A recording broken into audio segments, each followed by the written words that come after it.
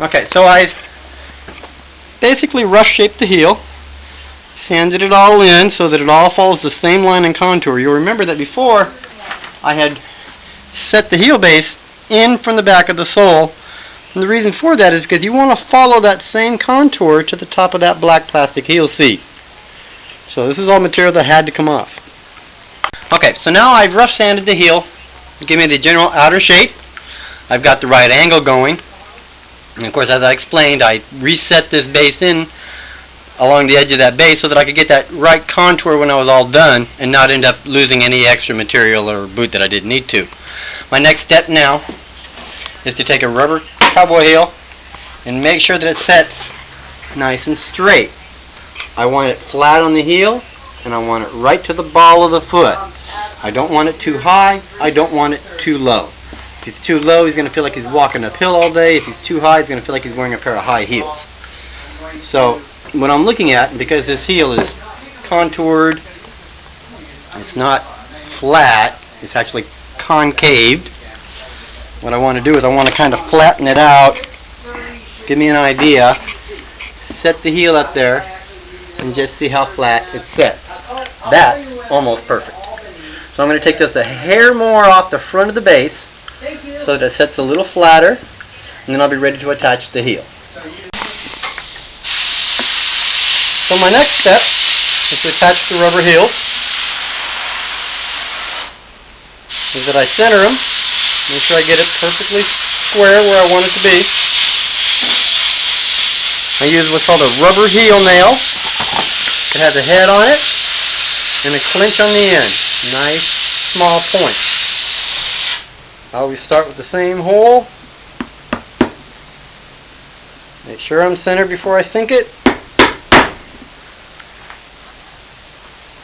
Go all the way around. Most people will put a nail in that center hole. I never do. The reason for that is it gives it a little more bounce, a little more spring when they're walking if that center hole is not used. If you drive a nail through that center hole, it just concaves that heel down flat.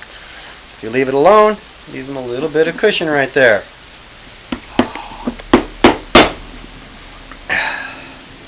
Once the nails are in, I use a punch, I countersink them. That rubber heel has washers inside so that you can't go past the washers, and it keeps those nails from just driving all the way through that rubber heel. Are you using rib shank nails? I am not using rib shank nails. Rib shank nails have an application all their own, but not for this. Oh, I took some apart yesterday and somebody did. Yeah. Oh my goodness. And I'll bet you had a heck of a time getting them out. I had a heck of a time. So when I get done, that sets flat, sets exactly where it's supposed to set. Flat heel to toe, right to the front of the ball of the foot. And that's exactly how it sets. Now we'll trim that up and finish it up. Alright, so we've attached the heels. We've countersunk all the nails, made sure that it was centered correctly. Now I'm ready to sand them all, blend it all in.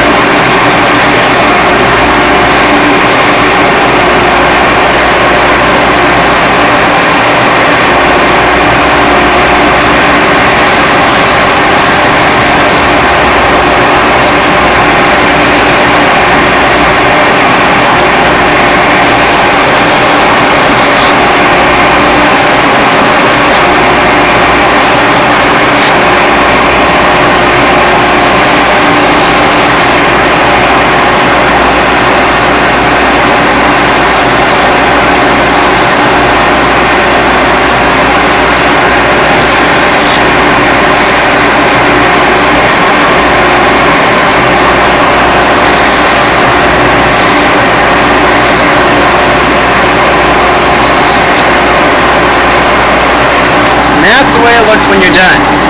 So when I apply the dye and the ink to this, it'll be nice and smooth, no sand marks will show.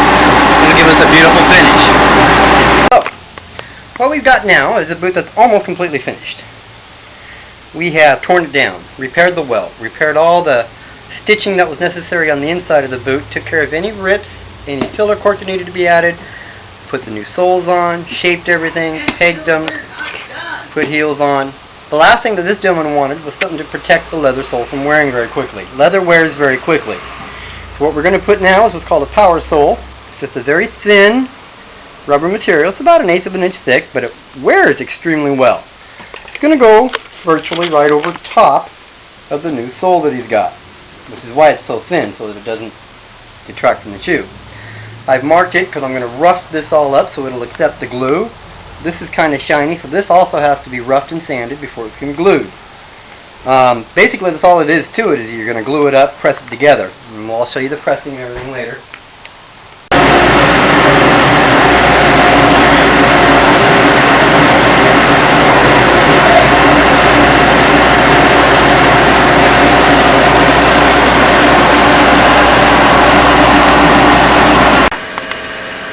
Okay, so the next step, now that we've completed the repair, new soles, new heels, everything on the inside has been redone, we're up to the finishing part. Finishing part on this particular pair will include putting some ink around the edges,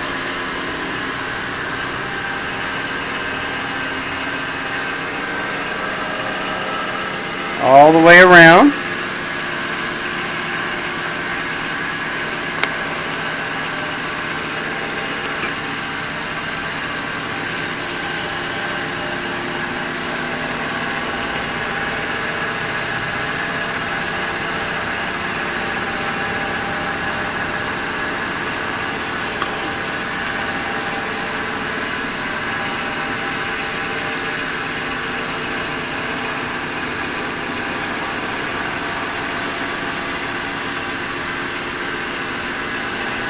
And then we let it dry.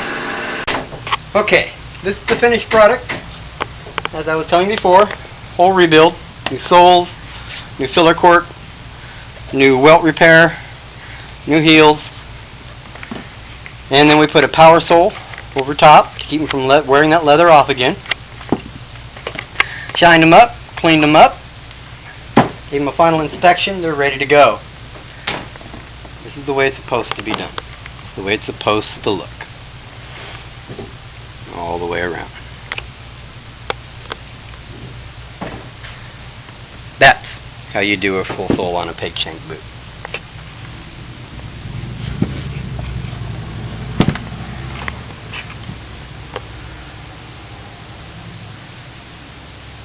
You're supposed to say, I'm Dave, and then I can say, I'm Tim. I do that at the beginning. You want to get yours in? And we're our favorite team.